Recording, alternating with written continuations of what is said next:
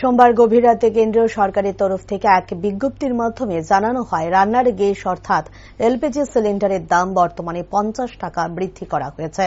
আর এই খবর ছড়িয়ে পড়তে সাধারণ জনমনে নানা প্রশ্ন উকি দিতে শুরু করে।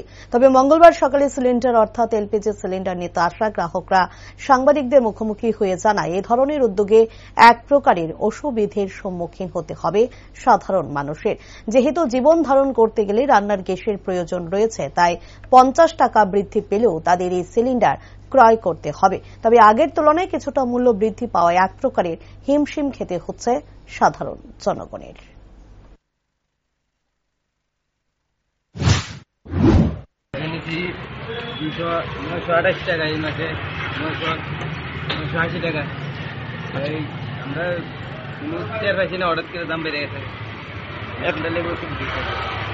এতে কি গরিব রেলায় কোনো ভালোই আর কি পারে গেছে গ্যাস তো লাগবে।